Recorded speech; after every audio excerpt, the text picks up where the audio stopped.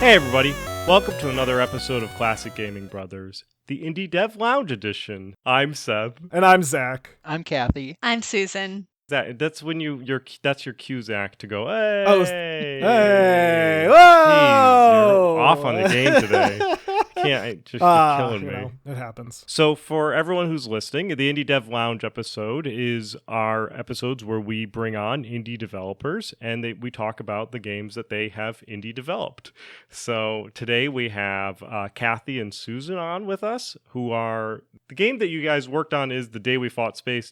What's the development company, though? Tursiops Truncatus Studios. And that's great. I don't know if I could even say that. I knew that. That name comes from, it's a bottlenose dolphin, isn't it? Yeah. Yes, exactly. Yes, yeah. Jeez, I didn't do my homework.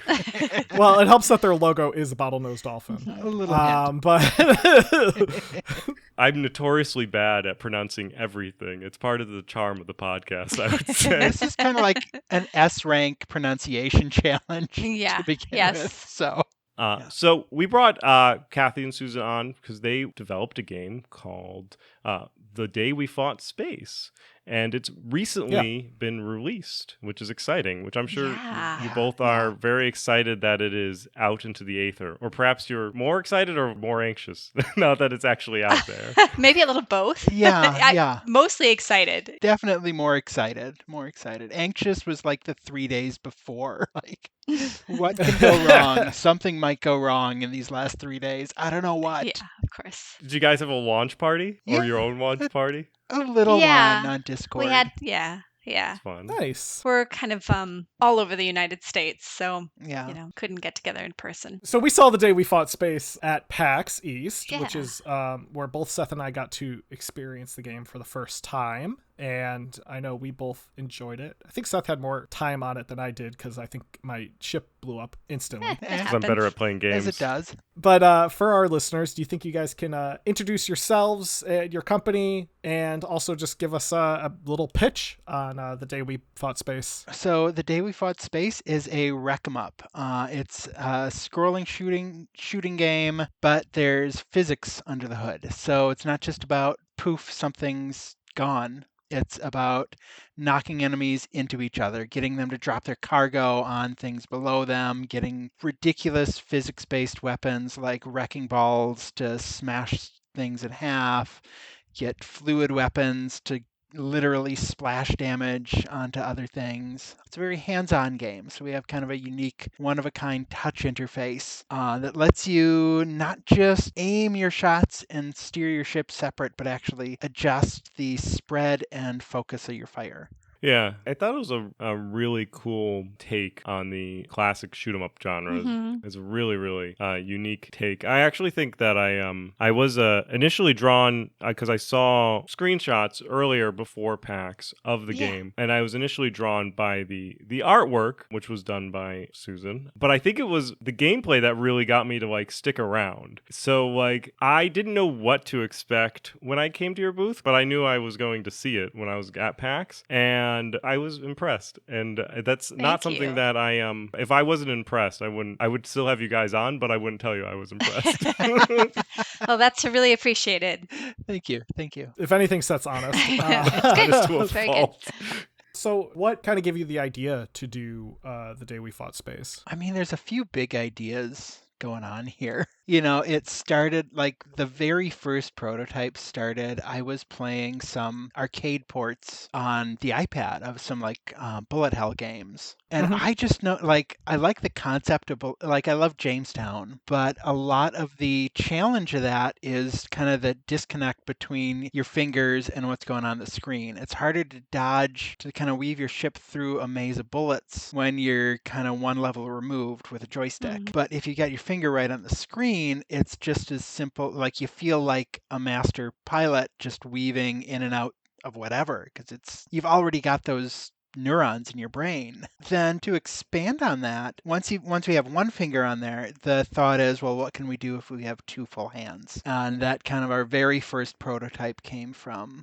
that stuff. As far as kind of the aesthetic of the game, that was kind of something Susan and I brainstormed. We started out kind of like the pulp sci-fi movie stuff, and that morphed into a comic aesthetic that it just turned out to be such a good fit for the game because it was like hands-on, and Susan really got the make it feel like you're playing through a comic. Yeah, I do like the kind of blend of the touch controls that you'd get with something like a tablet or a phone with the bullet hell that you would get from maybe Ikaruga or like a Toho Project game or Jamestown. Right. That's kind of the vibe I was getting. And also, I feel like the touch controls give you a bit more control that you wouldn't get in those games. Yeah, very precise controlling. Yeah, which I really thought was unique, because when you were playing a game like Jamestown, you really can't control your bullets. Like, you can get upgrades that will make your bullets do special things, but in this there's so much more control of like the spread or different ways you can do that.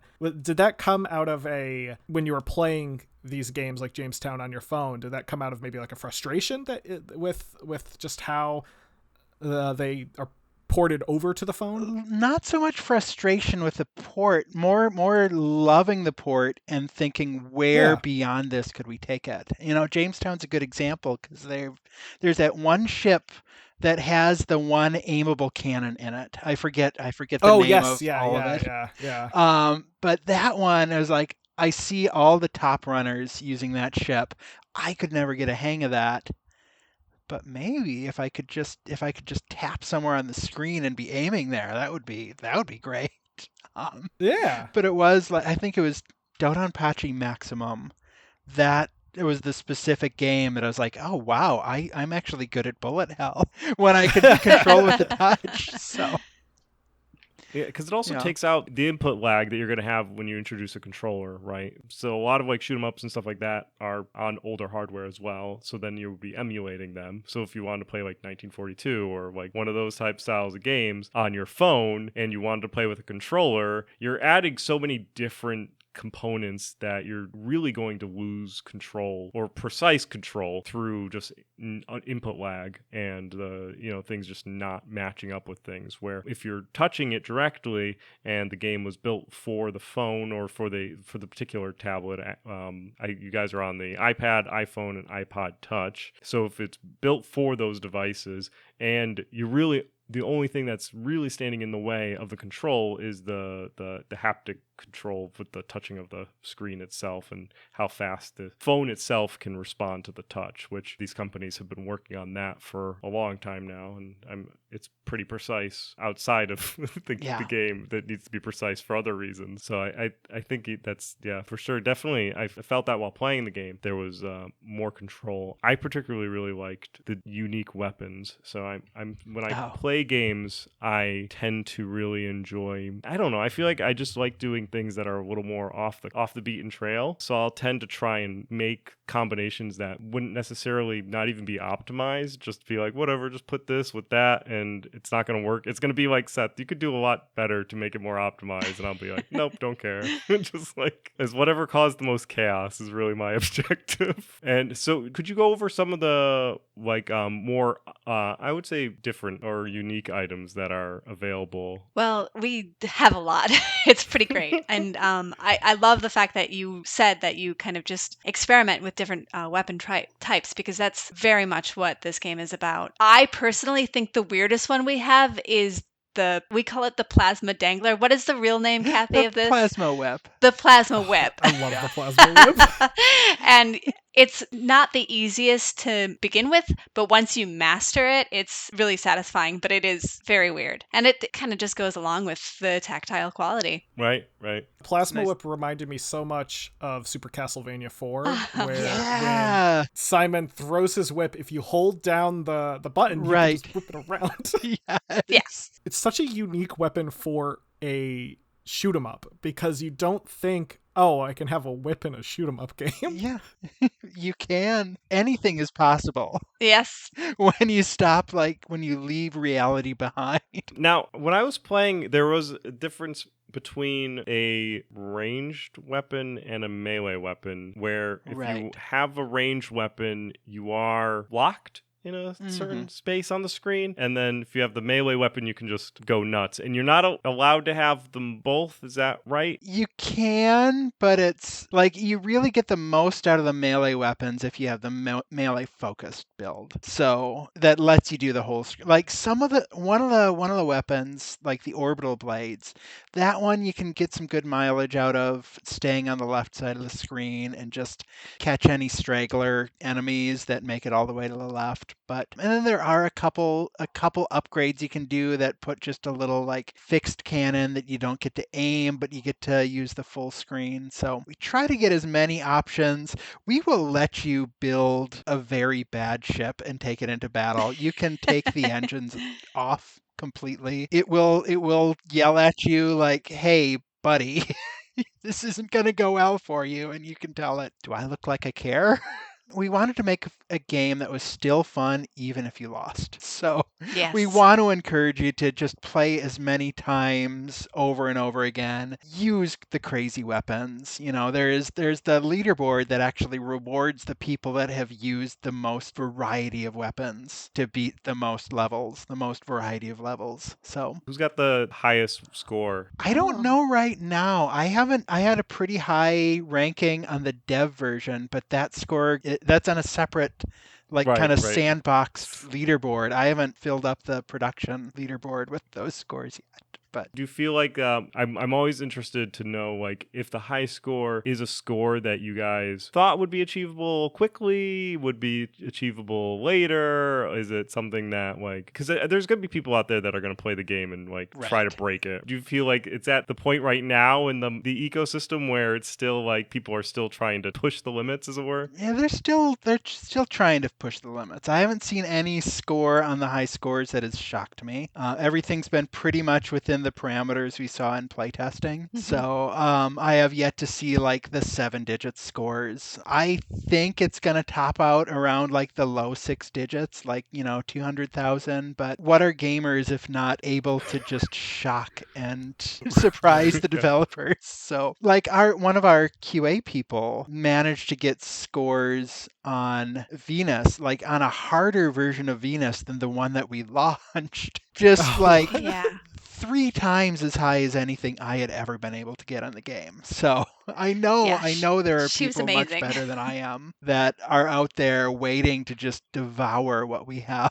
It's kind of like the master becoming the student. It will be my proudest moment when I log in, I see a high score. I'm like, there's no way. Now, the game is called The Day We Fought Space. Where did that come from? Like, where was the ideation behind that? That came from like kind of the corny B sci-fi movie era, just something that you could see plastered on like a Silver Age comic or something like Plan 9 from Outer Space, something in that same vein of title, something that lets you know what you're in for and lets you know that you're not in like a gritty realistic environment at all. You're just Yeah. it's something that, sparks a little mystery. Why are we fighting space? Did space start it, or are we the aggressors? What part of space? Based on human history, we're probably the aggressor, but Yeah. In this case, I mean, we had to cut a lot of the backstory from launch. I'm hoping to sneak some more of it in. We'll get a couple more comic pages in, Yeah. get some character dialogue.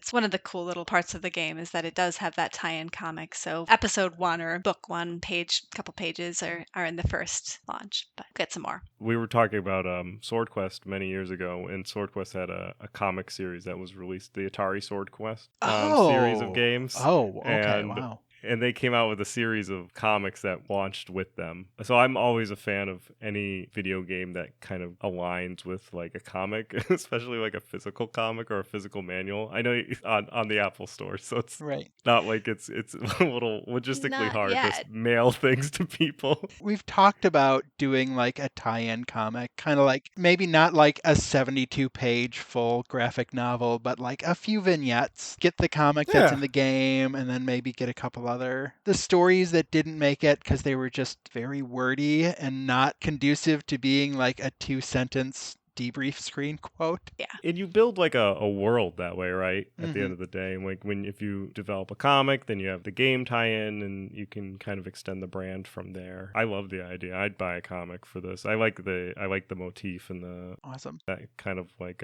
Buck Rogers or whatever kind of like styling. With that style, you said that kind of informed the name. It also informed the art. Was there a reason you went for that specific art style? This kind of poppy, definitely you can tell drawn style versus something like 3D images or pixel art or something like that. I come from a fine arts background, and that's part of it for sure. So my background is in printmaking and fine art and drawing and graphic design, and wanted to be able to use those skills in a game. And I've always loved comics. They've been a big part of my life forever. And so tying all of that in and using that as a way to make games that was slightly different in the 2D realm than pixel art. There's so many pixel art shoot 'em ups out there. Wanted to do something a little different. I think the art style definitely, I mean, like Seth said, it's what drew him to the game in the first place, and then the gameplay is what kept him. So I like the art style a lot, and Thank I think you.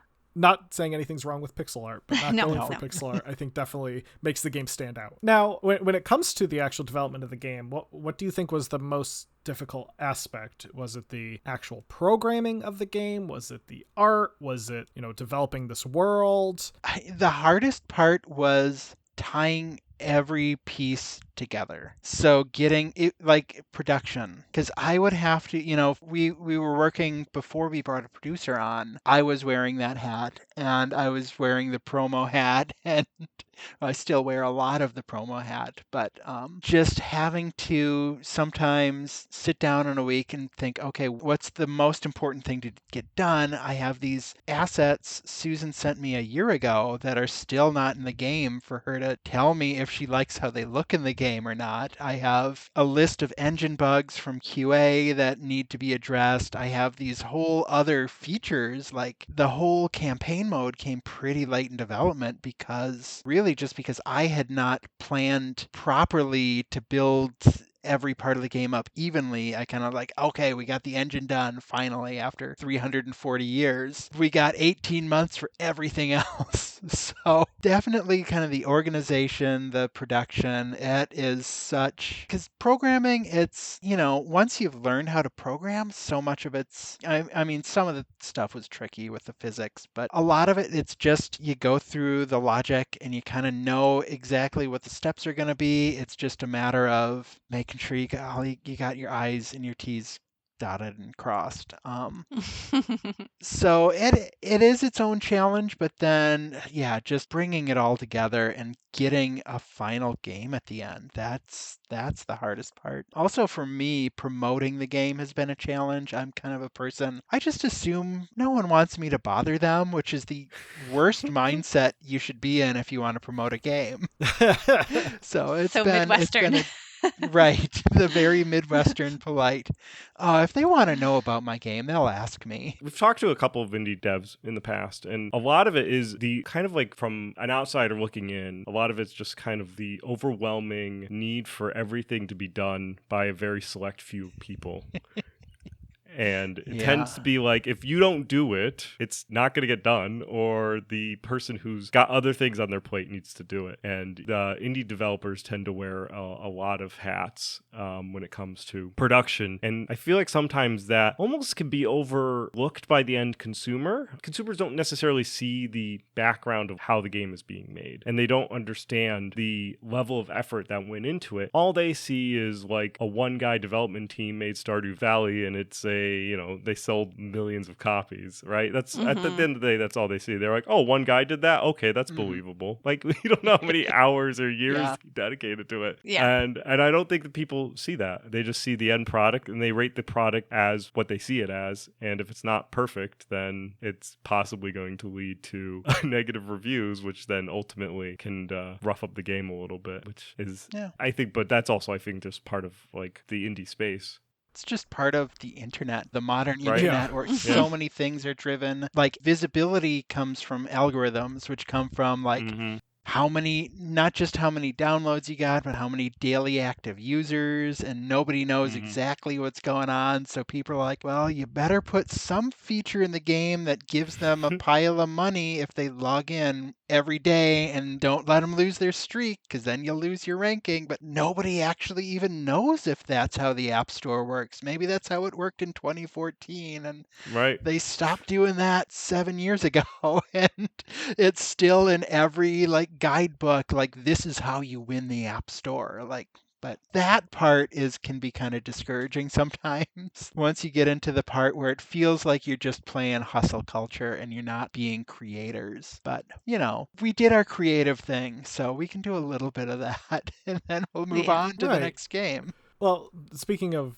next game, how about previous games? You guys have worked on 2 previous games, right? I did my little bit of homework. I saw that at least 2 other ones were listed on the website. 2 on the website, 1 that's not on the website because it's not available anywhere. Okay. Ooh, is it Lost Media? I have a copy of it on an old iPad that I keep around just so I can play my own game. So going backwards in time, Primrose, that was our first iOS game. And I should mention, like, The Day We Fought Space was kind of our transition from me as solo dev to us as development team. Okay. So Primrose was me. I ran it by like 5 friends as playtesters, and that was iOS. It's kind of a Sudoku Yahtzee hybrid with flowers. I'm hoping to bring it back in some form one way or another. I see every time I log in to check on like Day We Fought Space, how many sales we're getting. I see it there and it calls to me like, no, I mean, you made this game in like 6 months. You could probably remake it in like 3, right?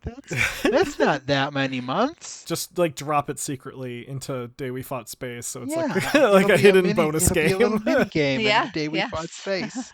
Prior to that, you've got a big app. This takes us back to like the late 90s shareware era. You've got Unseen, soon to be renamed I Can't See a Damn Thing because of trademark things. And that's a game where you don't have any visual cues at all. You're trying to navigate these old ruins full of treasure just by, you step and you hit a wall, and then you hear a bottomless pit and you know it's right next to you, but you don't know what direction. You find a door that you knock on it and it plays a chord, so you need to find a switch that plays the same chord, that kind of stuff. And then before that, a little puzzle game called Drops of Light, which probably set the most unreasonable expectations for me, because that got like 250,000 downloads in its first 2 years. Nice. I'm like, oh man, I'm gonna be awesome at this. And then that was like, yeah, that was not something to base expectations on for the future. But And as you mentioned, you've been in game design for a while. I mean, I see Mhm. that Drops of Light was, according to the page on your website, requires Windows 95 or later, which is, That's right up our alley. that's like ideal for me. If I still had my Packard Bell 486 running and upgrading that to Windows 95, I'd be playing it. yeah. So what got you into game development? I had wanted to do this since childhood. Like, I have a notebook rescued from my parents' house that is a bunch of like crayon and marker drawings of levels for a video game that, they're probably not very good levels, but they were the levels I made and I was excited Right. about them. I've kind of wanted to do this ever since I saw a video game. I was like, oh, someone made that? I bet I could make that someday. It's buried deep in my core. I can't point to one moment that made me want to be a video game developer. What about you, Susan? So I've always been into video games, starting with first time I got to try an Atari and playing Centipede and Space Invaders, and when I first got my Nintendo system, that was the most amazing Christmas present ever. And so I've been playing for a long time, but it wasn't until I was in between my freshman and my sophomore year of college that I got together with this group of friends, and they were going to make a video game, and they invited me to join in on playing this video game or making this video game. And we got together, we had all of these ideas, and we were going to do it, and nothing happened.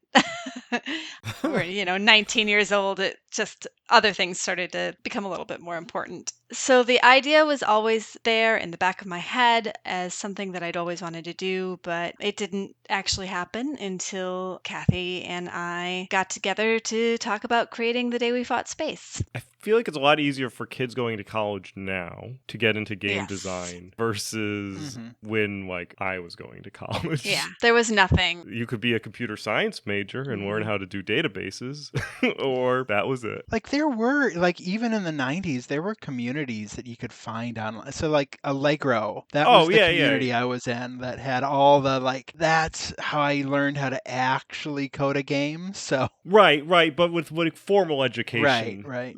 With like universities and stuff like that, I don't think like that's relatively newer with having like dedicated design. Like I have a friend who's just now graduating with their game design degree, and then they're going to apply and go work for a game company. Like, and there's big enough game companies now where you can almost go and get into a silo role and just be like, okay, I'm a modeler and all I do is model. Like that's 100%.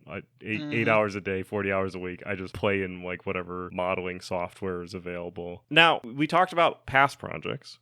And now let's talk about future projects. And it's okay if you guys don't want to tell us any secrets. But do you guys have any roadmap for what's the future? I'm sure there's going to be some support for The Day We Fought Space and then another project on the horizon. We have one major update planned for The Day We Fought Space. Probably a couple minor updates before and after, maybe even a second major update. But there's just right now the one that we're committed to. There's a 4th level to the game that is very close to done. Just a few issues with, like some of the bosses, it is literally impossible to beat if you have the wrong weapon equipped. Just bits like that. Oh no, that's hard mode. Right.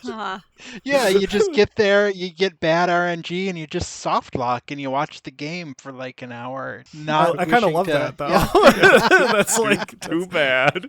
Yeah. So we'll get that, and we'll get probably another 20 to 30 weapons with that update.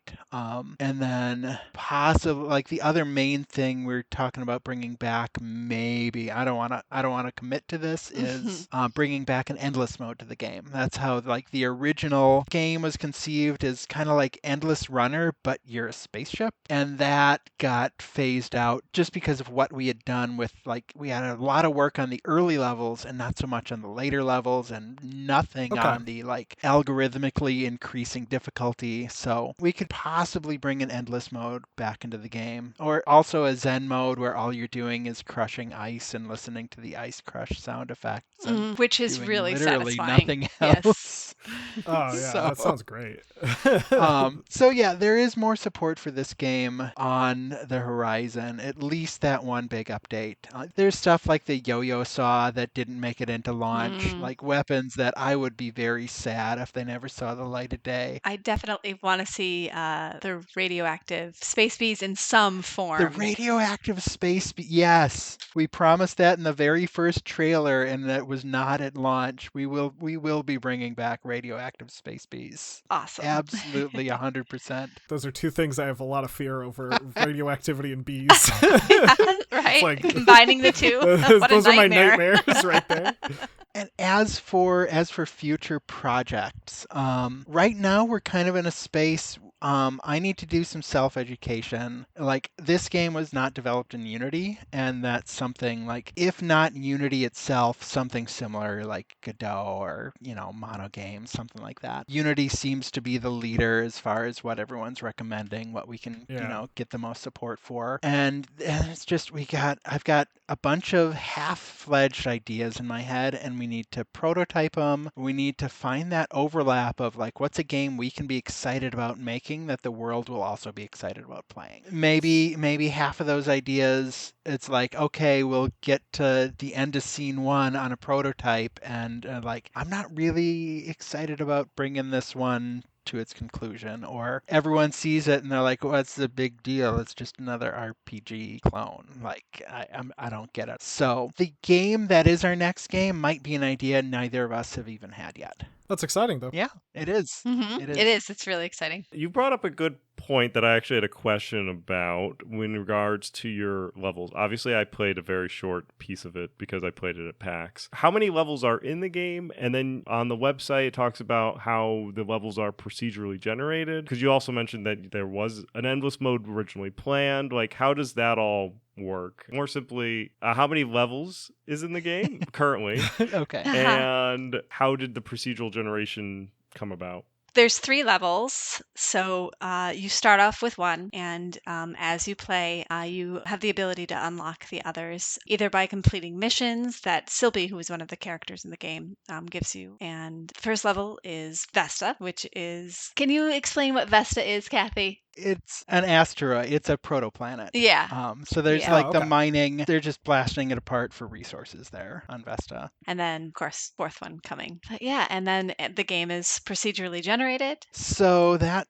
just started because, we had conceived it as endless, so we didn't want it to be the same level from start to finish. A lot of the inspiration came kind of from like Jetpack Joyride, from those kind of things. So it is, there's all told, maybe in each level, each of the 3 levels, there's divided up into 4 to 6 stages, depending on the level. And then you've got within each stage, you've kind of got this 3 decks of cards, and it draws a card from each, and then it shuffles it back to the bottom of the deck. So there's a whole set of instructions like, okay, once you draw from, so for an example, how the very first level is constructed, we've got kind of 3 actions we want you to master. So we want you to learn how to dodge, we want you to learn how to focus your fire and aim, and we want you to learn how to spread your fire and hit a whole bunch of ships at once. Right. So Okay. those are the 3 decks you're pulling for. You're pulling from ships that make you dodge, ships that make you focus your fire, ships that make you spread your fire. And Oh, it okay, makes cool. sure that you never draw from the same deck twice in a row.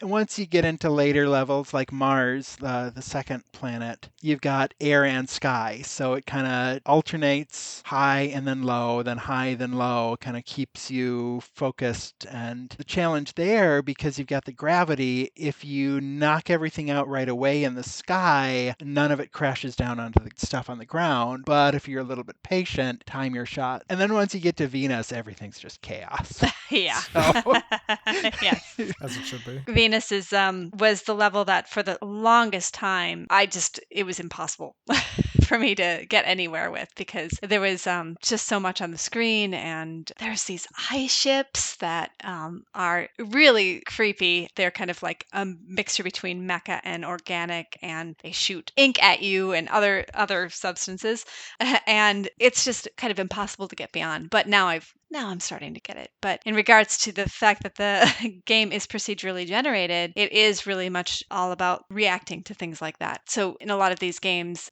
for instance, like Tiny Wings, even though that's an endless runner, you kind of rehearse how you're going to move your little bird, and you don't do that in this. You really have to kind of pay a little bit more attention to your surroundings. Right. Now, the game is available. We talked about this earlier. The game's available for Apple products, so the iPad, the iPhone, and the iPod Touch. Is there any thought about bringing it over to other platforms? Either the Android operating system or Switch or any of that type of extension? We've had a lot of requests for it. I won't say never, but I will say not, like, we can't Not commit to today. anything. Not today. As I kind of alluded, this is all native code. So Yeah. it's not as simple as right click, save to Android. Right. It would be developing, we could use the level data, we could use all of the artwork, but all the entire engine would need to start from square one. So All the physics and yeah, it would more likely would be we kind of revisit the world of the day we fought space and kind of come at it as a cross-platform game from the start. So like another thing is you just gotta if we did do, like a tablet PC port, you gotta start thinking, okay, well, people are gonna want other inputs on there. So how do we Right, make yeah. sure our touch controls also translate to keyboard and translate to mouse? And we have some of this for accessibility purposes. We let you play with a stylus, and we've got our own special set of controls that work good for when you're only using one point of touch. We do have gamepad support, not for the menus, just for the game. So it's not perfect like if you're casting to a TV, but it handles a bit like a twin stick shooter. So we thought these are hurdles that we could overcome, but just that starting from square one, it would be more likely that you see kind of a half sequel, half plus edition if we did it on other platforms. So I think I have in the notes too that I think it would be cool if you could get it on like an old cartridge as well, yeah. Oh like a God, that would be SNES. awesome. That would be so fun. I've a couple times been like, what would be a fun mock-up is just do like 16-bit graphics of one show. Yeah. Oh yeah. The other platform that I was like, oh, I bet we could do something cool with this. Have you seen the Playdate? Yes. That Yeah. it's like a Game Boy but with a I crank love on the with the little side. Oh crank. yeah, Like, yeah, okay, I love yeah. the Playdate. Like it wouldn't be a port, but we're the shoot 'em up with weird controls. So maybe we should do like a quick little side story on the Playdate, Yeah, the day we date space. I feel like the Playdate's also pretty open when it comes to creating games for it. I think they're That's a what pretty I've open heard. That's what environment. I've heard. Yeah, I think it's designed especially for people to build games, not just Games play that games. just use the but- Right. crank. Yeah. They really like that crank. Yeah. Who else? It's got more cranks than like all the top platforms combined. If you had to make a list of platforms with cranks, they'd be number one. So obviously, you guys have been playing The Day We Fought Space. That's probably a given when it comes to what you've been playing recently. Zach and I, we always talk about kind of like what we're currently playing, since there's a lot of games out there, and There we are. Yeah. tend to, at least I tend to change games pretty regularly. So what have you guys been playing recently? What have you guys been up to? So I am currently on my second attempt through getting through Celeste Farewell, that like 9th chapter that they Oh. added. The first time I tried it, that was before I had beaten the Seasides. It was too challenging. I couldn't get more than the first few checkpoints, but I think I gotta be at least 3/4 of the way through it. I'm like 7.5 hours in on that file into Farewell, and I picked that back up recently. I'm also playing. I just finished up a campaign of Saints Row the Third because I saw the Fun. trailer for the new one that's coming out. I'm like, Right. I had a lot of fun with Saints Row 3. Let's go back to that weirdness. And then I picked up a game also in mobile space, Punball, which is the people who made Archero did a brick breaker. That it's fun. It does. Once you get up to the level I'm at, it gets to be a bit grindy. So I'm like, stuck with it about 2-3 weeks now. We'll see if that lasts another 3 weeks. Right. Or if I set it down. But it's a fun take on Brick Breaker. So Yeah. I like Celeste. I picked that up with the itch.io bundle they did for Social Justice one. okay, yeah. And then I bought another one. I think it also came in that one too. Yeah. So I think I have it in 3 separate ones. I have not gotten very far in it because I, like my brother, am bad at video games, but it is I really like that game. That's very good. I have been still playing Breath of the Wild forever because I'm a completionist. So when I get a chance to pick up my Switch, that's usually what I'm playing. I also, on my phone, I've been playing a little cozy game called A Kinder World, which is all about growing plants. And it's just a kind of a delightful little game where it kind of lifts you up with positive messages and stuff. So it's kind of just a nice way to relax. And then on the opposite, I'm also playing Civilization. So kind of totally opposite realm there. That is not a kinder world. No. No, no. That is it's an not. unkind Yes. world. I think everyone's currently playing some game of Civilization that they left. Yeah, true. I'm actually playing Zelda Ocarina of Time on the Switch. Oh, Huh. I swear I've beaten it, but I don't recall going through it completely. I know I've beaten it in the past. So, but I'm currently Fire Temple. So, thank you guys for coming on to the show. yeah. We Thank you so appreciate much for Thanks having for us. having us. Thanks Thanks for having us. Yeah, of coming course. over. So if they want to know more about additional projects that you guys are going to be working on, where can they find you guys? Well, we live at tursiopsstudios.com. That's S and S and then an S at the end of studios, which a lot of people forget. At Tursiops Studios on Twitter. We're pretty active on that. Right now, it's just, daily screenshots from the day we fought space. But as soon as we have any sort of prototypes, we'll be sharing that development there. There's links to the Discord that you can find from either of those places. If all you want to do is get to the day we fought space as quickly as you can, the daywefoughtspace.com/purchase will zip you over to the App Store where you can get it $3.99. It is premium, so you just pay once. We don't throw ads at you. We're not going to squeeze you for microtransactions. It's very play at your own pace. Yeah. It's perfect. I like to hear that. We had one fan at a convention said, like, it's an app, but it feels like a game. Honestly, I have news for you, friend. Oh, and we have a TikTok that's also at Tursiops Studios. working my way through TikTok now. Definitely an experience creating TikToks. Yeah.